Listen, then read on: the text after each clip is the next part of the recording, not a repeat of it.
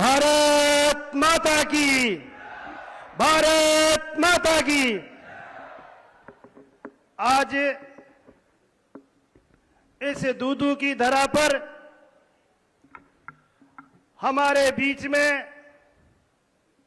आप लोगों के एक एक गांव और ढाणी इनका प्रवास रहा, जिनका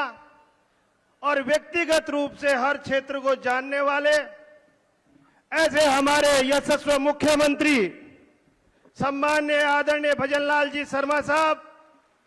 आपका मैं ये जो पूरी दूदू की जनता की ओर से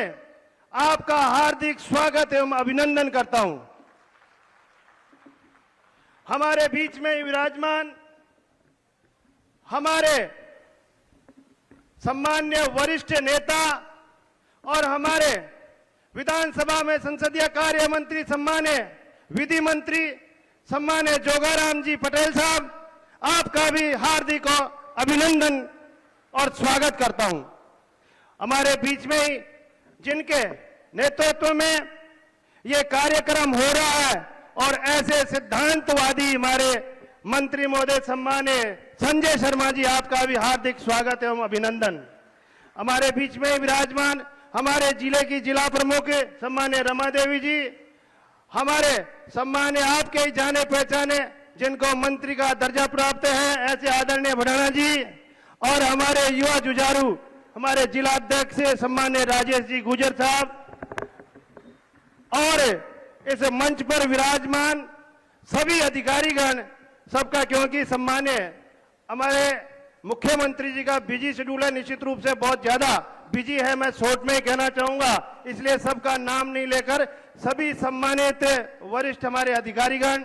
और सामने विराजमान मेरे पिता तुल्य बुजुर्ग, मेरे युवा दोस्तों और मेरी माताओं और बहनों को मैं प्रणाम करता हूं।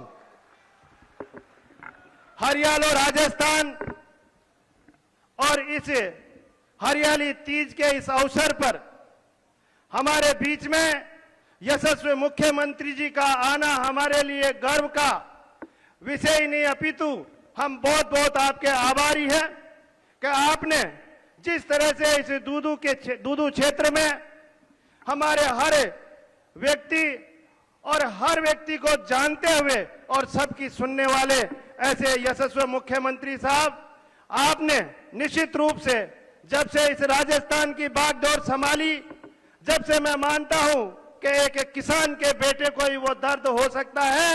जिसने किसानों के बारे में ही नहीं, महिलाओं के बारे में, युवाओं के बारे में और गरीब और पिछड़ों के बारे में अगर सूद लेने का काम किया तो ऐसे यशस्वी मुख्यमंत्री भजनलाल जी शर्मा ने किया। क्योंकि आपने जब अपना कार्य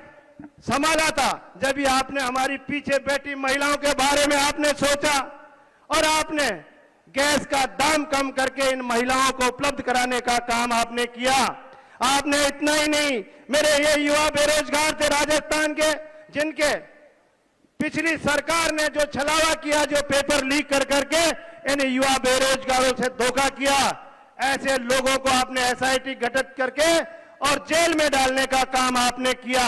मैं आपको धन्यवाद देना चाहूंगा। इतना ही नहीं, इस राजस्थान में किसान, हमारे व्यापारी, हमारे पिछड़े वर्ग के लोगों के लिए भी आपने ये काम किया कि आपने पेट्रोल और डीजल का दाम कम करके और राजस्थान में एक समानता का काम करने का काम भी आपने किया।